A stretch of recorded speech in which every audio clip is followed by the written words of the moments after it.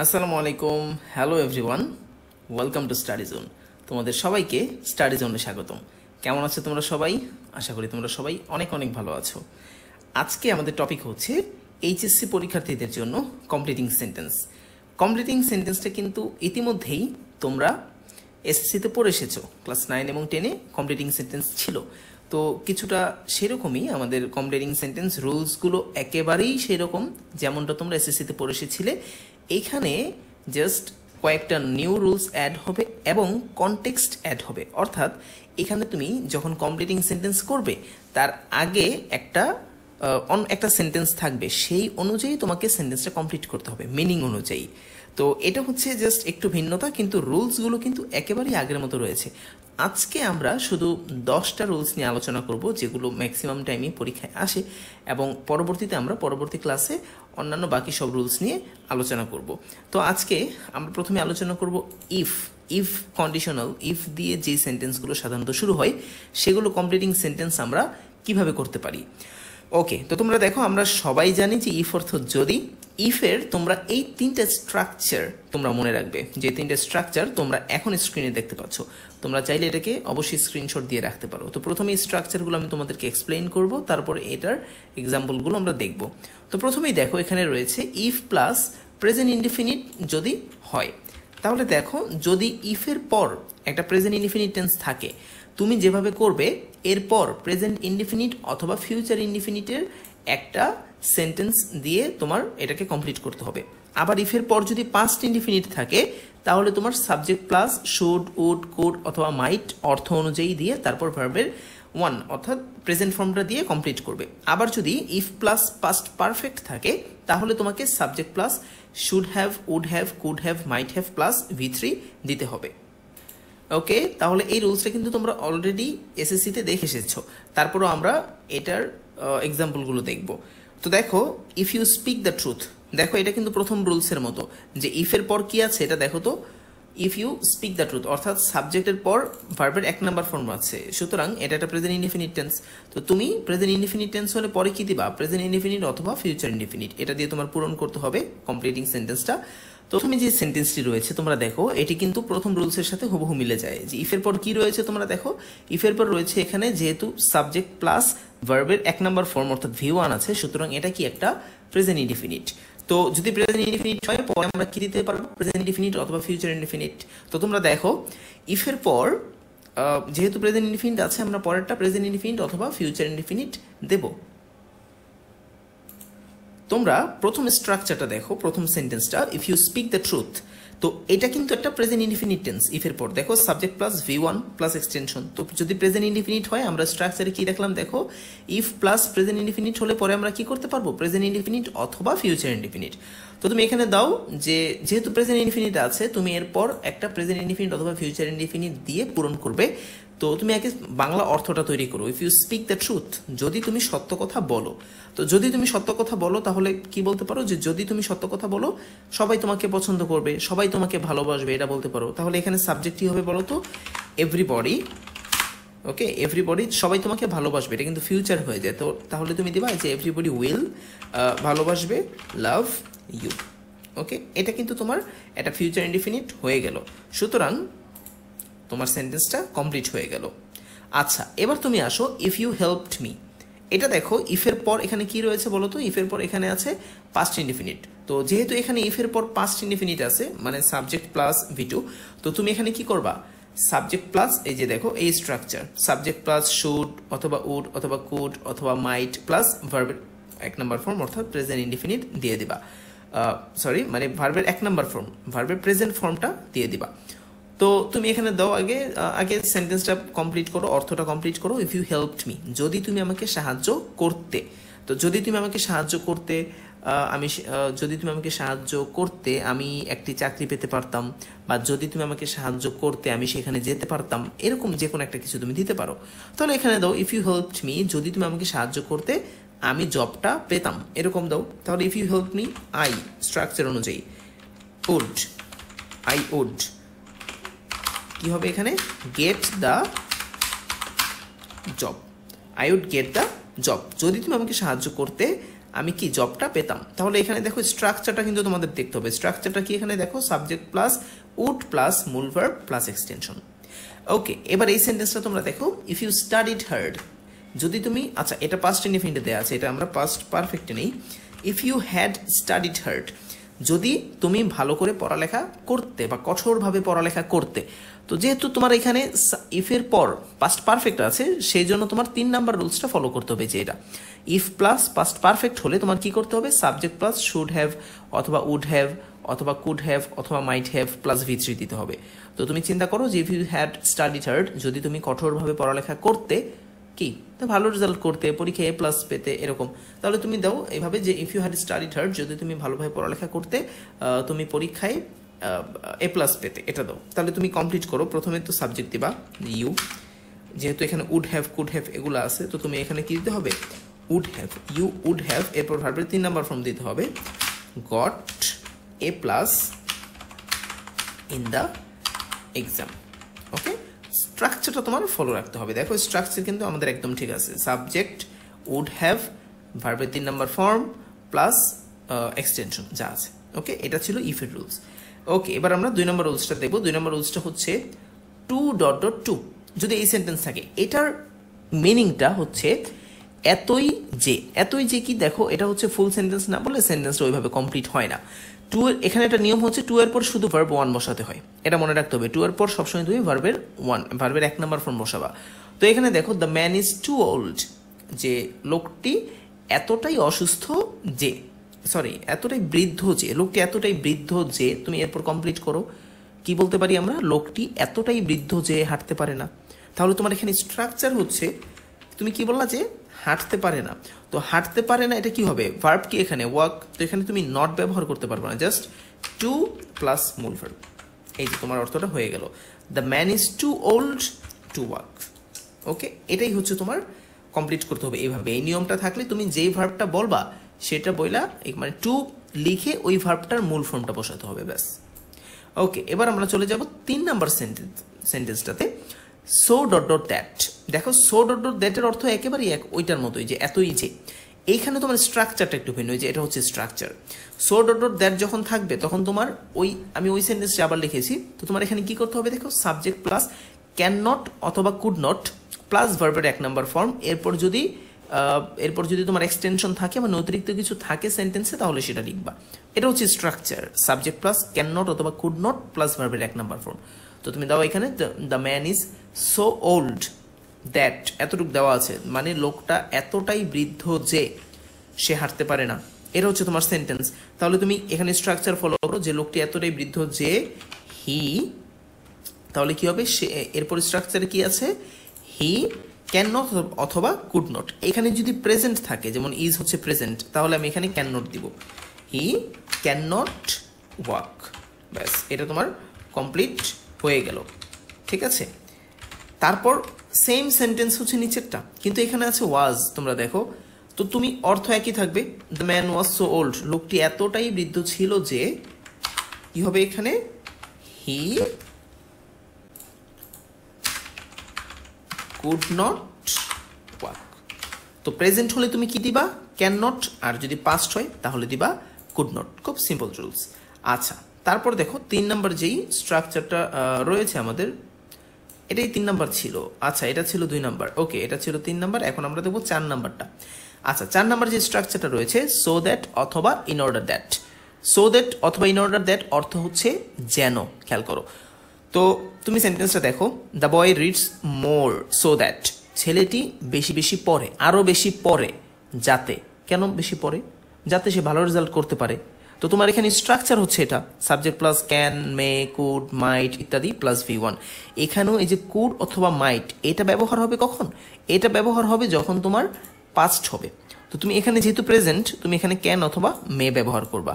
তো তুমি দেখো এখানে কি হবে এখন, the boy reads more so that, ছেলেটি বেশি বেশি পড়ে যাতে সে ভালো রেজাল্ট করে বা ভালো রেজাল্ট করতে পারে। তো তুমি দাও এখানে হি ক্যান মেক, যাতে সে করতে পারে, কি করতে পারে, a good result in the exam, এটাও দিয়ে দাও তোমরা।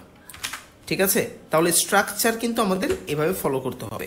সো দেয়ার থাকলে সাবজেক্ট প্লাস ক্যান প্লাস মূল ভার্ব, তারপরে এটা। ওকে, আচ্ছা এবার তোমরা দেখো 5 নম্বর যেই রুলসটা ছিল সেটা, লেস্ট যদি থাকে, লেস্টের অর্থটা দেখো তোমরা, তা না হলে অথবা পাছে অথবা নতুবা, এটা হচ্ছে লেস্টের অর্থটা কেমন হয় দেখো, ওয়াক ফাস্ট লেস্ট, দ্রুত হাঁটো, লেস্ট তা না হলে, নতুবা, তো দ্রুত হাঁটো তা না হলে, কি দ্রুত হাঁটো তা না হলে বৃষ্টি নেমে যাবে, তা না হলে ক্লাস শুরু হয়ে যাবে, তা না হলে বাস মিস করবে, ইত্যাদি যে কোনো একটা তুমি বলতে পারো। তো তুমি বলা যে ওয়াক ফাস্ট লেস্ট, তাড়াতাড়ি হাঁটো তা না হলে বাস মিস করবে, তাহলে তোমার এখানে এই যে স্ট্রাকচার ফলো করতে হবে। তো প্রথমে কি দিবা তুমি, সাবজেক্ট, তো ওয়াক ফাস্ট লেস্ট কি দিবা এখানে, সাবজেক্ট শুড, তারপর হচ্ছে মিস দ্য, ক্লাস দিতে পারো, বাস দিতে পারো, একটা যে কোনো একটা দিলেই হয়। তো walk fast lest you should miss the bus, তাড়াতাড়ি হাঁটো, দ্রুত হাঁটো, তা নাহলে তুমি বাস মিস করবে, এই তো। ওকে, তারপর হচ্ছে আমরা 6 রুলসটা দেখবো, আনলেস। আনলেস হচ্ছে যে দেখো ইফ নট, অর্থ যদি না, মানে আনলেসের অর্থ হচ্ছে যদি না, ইফের নট বুঝায়। এখানে তোমরা একেবারেই ইফের যে স্ট্রাকচারটা ছিল সেটা ফলো করতে পারো। তো এখানে দেখো তো, আনলেস ইউ রিড অ্যাটেন্টিভলি, যদি তুমি মনোযোগের সাথে পড়ালেখা না করো, মনোযোগ দিয়ে পড়ালেখা না করো, কি করবে, পরীক্ষা ফেল করবে, এটা আমি বলে দিলাম। তো এখানে নিয়ম হচ্ছে ওই যে প্রেজেন্ট ইনডিফিনিট আছে, পরে তুমি প্রেজেন্ট ইনডিফিনিট অথবা ফিউচার ইনডিফিনিট দিয়ে সেন্টেন্সটাকে কমপ্লিট করবা। তো তুমি দেখো কি লিখবা এখানে, আনলেস ইউ রিড অ্যাটেন্টিভলি, যদি তুমি মনোযোগের সাথে না পড়ো, যদি মনোযোগ দিয়ে না পড়ো, পরীক্ষায় ফেল করবে। তাহলে প্রথমে তোমায় কি দিবা, ওই যে ইফের রুলসটা, প্রথমে দিবা সাবজেক্ট, এরপর তুমি ফিউচার ইনডিফিনিট, তো এখানে দাও যে if unless you read attentively, যদি তুমি ভালোভাবে না পড়ো, you will fail in the examination, বাস এই তো, যে যদি তুমি ভালোভাবে পড়ালেখা না করো তাহলে তুমি পরীক্ষায় কি ফেল করবে, এভাবে তোমরা পূরণ করে দিবা। তাহলে আনলেস আর ইফের রুলস একদমই সেম, শুধু আনলেসের অর্থ হচ্ছে যদি না, আর ইফ অর্থ হচ্ছে যদি। ওকে, এবার আসো আনটিল অথবা টিল। আনটিল অথবা টিল অর্থ হচ্ছে পর্যন্ত, এবং এখানে একটা জিনিস তোমাদের মনে রাখতে হবে, আনটিল অথবা টিলের পরবর্তী অংশটি সবসময় অ্যাফার্মেটিভ হয়। ওকে, তো তোমরা এখানে দাও যে ওয়েট ফর মি আনটিল, আমার জন্য অপেক্ষা করো, বা ওয়েট ফর মি আমার জন্য অপেক্ষা করো, আনটিল পর্যন্ত, কোন পর্যন্ত, আনটিল আই, তোমরা দিতে পারো আনটিল আই কাম ব্যাক, আমি ফিরে আসা পর্যন্ত তুমি আমার জন্য অপেক্ষা করো, তুমি এটা বলতে চাচ্ছ, ঠিক আছে। তাহলে এটা হচ্ছে আনটিল অথবা টিলের রুলস, মানে যদি এগুলো থাকে তাহলে তুমি এরপরে তুমি একটা প্রেজেন্ট ইনডিফিনিট দিয়ে পূরণ করে দেবা। তবে অবশ্যই কি হবে, এটা অ্যাফার্মেটিভ হতে হবে সবসময়, এটা যাতে মনে থাকে। ওকে, এবার আমরা চলে যাবো 8 নম্বর রুলসে, দো, অল দো, সিন্স অথবা অ্যাজ, বিকজ, এইগুলো যদি থাকে, দেখো এখানে কি লেখা আছে, এইগুলো যদি থাকে এরপর তোমার কি করতে হবে, একটি ফুল সেন্টেন্স বসাতে হয়, মানে একটা তুমি present indefinite, past indefinite, future indefinite বসাই দিবা, কি অনুযায়ী, আগের টেন্সটা অনুযায়ী, ঠিক আছে। তো তুমি দেখো প্রথমে দো অথবা অল দো অর্থ কি, যদিও, সিন্স অথবা অ্যাজ অর্থ যেহেতু, এবং বিকজ অর্থ হচ্ছে কারণ। এখানে সিন্সের কিন্তু অন্য একটা স্ট্রাকচার আছে, আমরা এটা পরবর্তী ক্লাসে দেখবো। সিন্স যদি সময় অর্থে ব্যবহার হয় তাহলে এটা অন্য একটা রুলস আছে। তো এখানে সিন্স যদি যেহেতু হিসাবে ব্যবহার হয় তাহলে আমরা কিভাবে করব, বিকজ অর্থ কারণ, এটা আমরা কিভাবে করব এখন আমরা দেখব। Though I have financial solvency, যদিও আমার ফিনান্সিয়াল সলভেন্সি আছে, মানে হচ্ছে যদিও আমার আর্থিক সচ্ছলতা আছে। এরপর অবশ্যই তোমার একটা বিপরীত অর্থ বসাতে হবে, যে যদিও থাকলে বিপরীত অর্থ বসাতে হয়। যদিও আমার আর্থিক সচ্ছলতা আছে, কি বলবা তুমি, যদিও আমার আর্থিক সচ্ছলতা আছে, অবশ্যই নেগেটিভ কিছু হবে, তুমি বলতে পারো যদিও আমার আর্থিক সচ্ছলতা আছে আমি দান করি না, যদিও আমার আর্থিক সচ্ছলতা আছে আমি তোমাকে সাহায্য করতে পারবো না, যদিও আমার আর্থিক সচ্ছলতা আছে আমি ভালোভাবে চলাফেরা করি না, এইরকম বলতে হবে, যেহেতু এখানে কি আছে, যদিও। তো তুমি দাও এখানে যদিও আই হ্যাভ ফিনান্সিয়াল সলভেন্সি, যদিও আমার আর্থিক সচ্ছলতা আছে, I cannot help you, আমি তোমাকে সাহায্য করতে পারবো না। তো তোমার আর্থিক সচ্ছলতা থাকা সত্ত্বেও তুমি সাহায্য করতে পারবা না, এটা হচ্ছে তোমার একটা কমপ্লিট সেন্স হইলো। দো হইলেই এখানে তোমার বিপরীত বসাইতে হবে। ওকে, তারপর since you are absent from the class, যেহেতু তুমি কি গত ক্লাসে অ্যাবসেন্ট ছিলে। তো যেহেতু তুমি গত ক্লাসে অ্যাবসেন্ট ছিলে, এটা কি বলতে পারো তুমি, যেহেতু তুমি গত ক্লাসে অ্যাবসেন্ট ছিলে, তাহলে তোমার কি করতে হবে, এখানে তুমি একটা কমপ্লিট সেন্স তৈরি করো। যেহেতু তুমি গত ক্লাসে অ্যাবসেন্ট ছিলে, তোমার গত ক্লাসের পড়াগুলো বা গত ক্লাসের নোটগুলো সংগ্রহ করতে হবে। তাহলে তুমি এখানে কি দিতে পারো, since you are absent from the class you have to collect the notes, এটা বলতে পারো তুমি। যেহেতু তুমি গত ক্লাসে অ্যাবসেন্ট ছিলে, তোমার এই ক্লাসের কি করতে হবে, ক্লাস নোটগুলো কালেক্ট করতে হবে, এটা আমরা বলতে পারি। ওকে, তারপর হচ্ছে অ্যাজ আই ওয়াজ ইল, যেহেতু আমি অসুস্থ ছিলাম, তাহলে কি বলতে পারো, যেহেতু আমি অসুস্থ ছিলাম, I could not attend the class, এটা বলতে পারো তুমি। যেহেতু আমি অসুস্থ ছিলাম, I could not attend the class, আমি ক্লাসটা অ্যাটেন্ড করতে পারি নাই, খুব সিম্পলি বলতে পারো। Okay, please give me some money because, তো প্লিজ আমাকে কিছু টাকা দাও, বিকজ কারণ তুমি তুমি তুমি বলবা যে কি করতে চাও। Please give me some money because I want to buy some food, এটা বলতে পারো তুমি, যে আমি কিছু খাবার কিনতে চাই।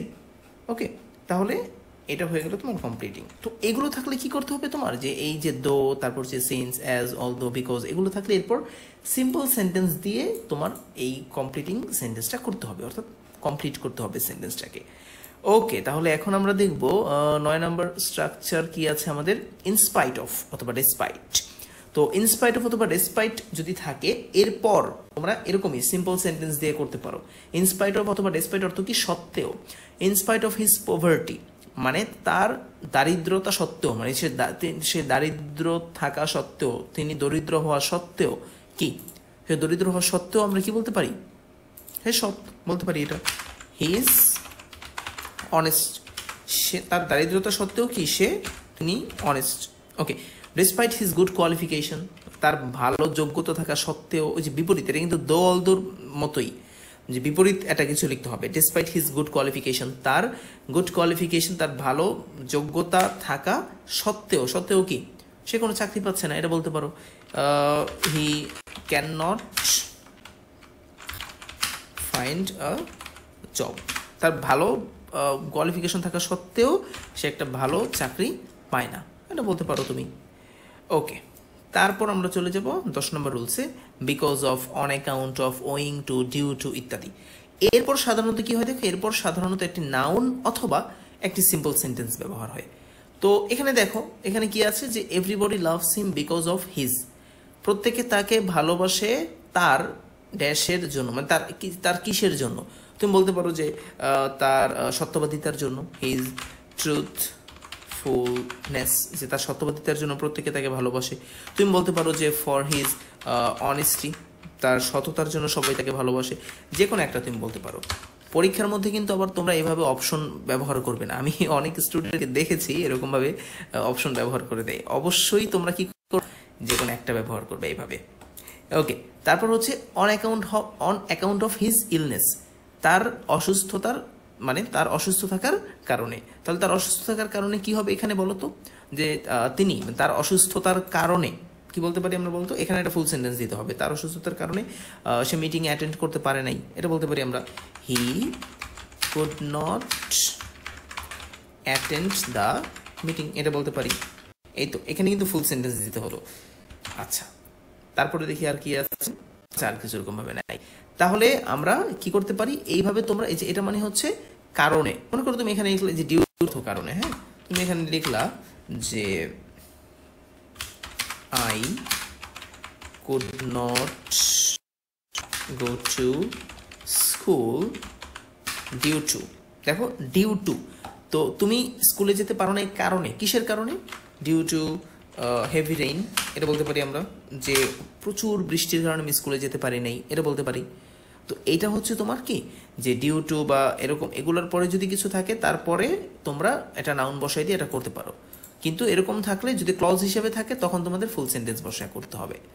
এইগুলা ছিল মোটামুটি কিছু স্ট্রাকচার যেগুলোর মাধ্যমে আমরা কমপ্লিটিং সেন্টেন্স করতে পারি। কমপ্লিটিং সেন্টেন্স কিন্তু এগুলো ছাড়া আরও বেশ কিছু কমপ্লিটিং সেন্টেন্স রয়েছে যেগুলো প্রায়ই তোমাদের পরীক্ষায় আসে।